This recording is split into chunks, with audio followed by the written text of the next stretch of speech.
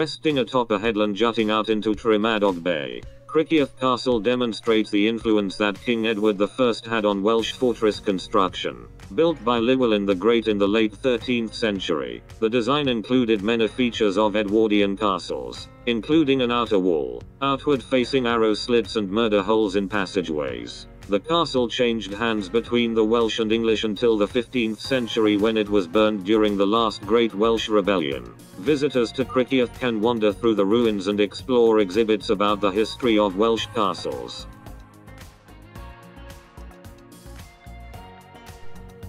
Perched on a rocky limestone hill in the town of Llandalo in Carmarthenshire, Wales, Cerrig Sennan Castle is prized for the views it offers as much as for its ancient history. The 12th century Welsh structure was built by Rhys of Deheubarth and was rebuilt in the 13th century by John Gifford on behalf of Edward I.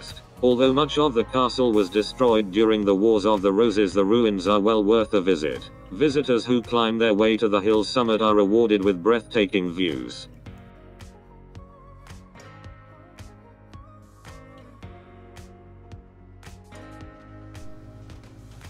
Built on the banks of the Taff River, Cardiff Castle has a history that dates back to Britain's Roman occupation. Over the centuries, it has been transformed into a Norman keep, a medieval fortress and a Gothic residence. In the 1800s, the 3rd Marquess of Bute turned the structure into a fairytale-like castle in the Gothic Revival style. Today, the castle is operated by the City of Cardiff as a tourist attraction.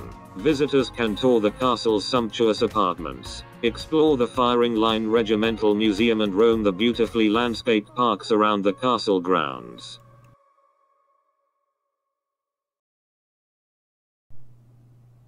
Rhaglan Castle in the county of Gwent was one of the last medieval castles in Wales, and the structure demonstrates how Britain's fortresses eventually gave way to palaces. Although it was designed for defense when construction began in 1435, attention was also paid to human comfort with an array of luxurious apartments built around a scenic courtyard. A climb to the top of the Great Tower offers views of the moat below and the surrounding countryside. Visitors can explore the cellars, which were built to hold hundreds of casks of wine, and can view the medieval wood carvings still visible on the castle's long gallery.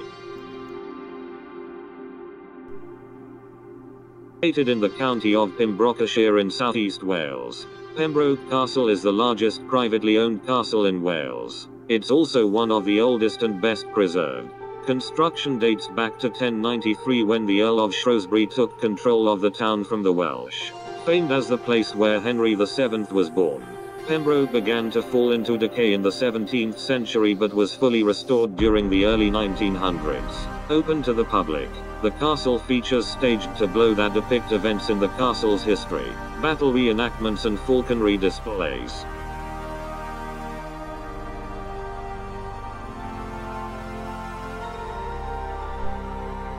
Situated on an island on a massive estate in the county of Gwent, Caerphilly Castle is considered the first true concentric castle built in Wales. The inner ward with its rounded corner towers is surrounded by an outer wall with an attached guardhouse. Construction of the fortress began in 1268 by Earl Gilbert de Clare, who built the castle on the site of an ancient Roman fort. Although stone from the castle was later taken to build homes in the region, Caerphilly was restored by a Cole Baron during the Victorian era.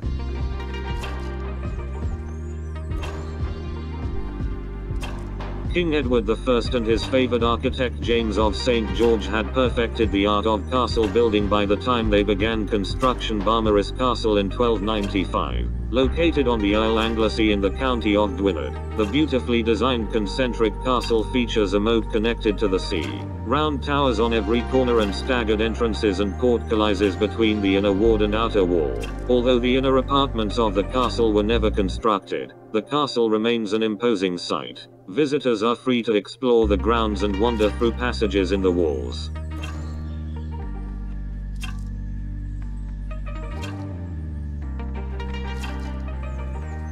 Located in the picturesque town on Conwy on the north coast of Wales, Conwy Castle was built by King Edward I between 1283 and 1289. The castle is considered one of the finest works by architect James of St. George.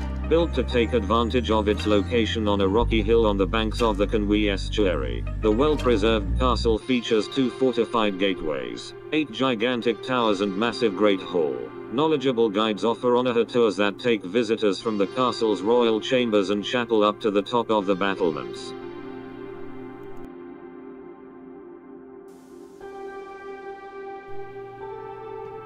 Built on the summit of a 60-meter, 200-foot, high hill overlooking Cardigan Bay and the Llyn Peninsula, Harlech Castle may be marked by centuries of battle and decay, but it's still one of the most popular castles in Wales. Built for Edward I in 1283, architect James of St. George took advantage of the site's sheer cliffs on the northern and western boundaries to strengthen the castle's fortifications. The castle was attacked almost as soon as it was completed and served as a fortress well into the 1600s. Today, visitors can roam the castle ruins and enjoy one of the finest views on the Cambrian coast. Here it is number 1 on the list: Caernarfon Castle. Located on the mouth of the River Ceant in the town of Caernarfon. Caernarfon Castle is a beautiful example of the Edwardian style of castle, designed by the era's premier architect James of St. George. Construction of the castle began in 1283 with the building of a huge outer wall that encircled the entire settlement, much of which still stands today. A series of towers and gates built along the castle's inner wall offered added protection.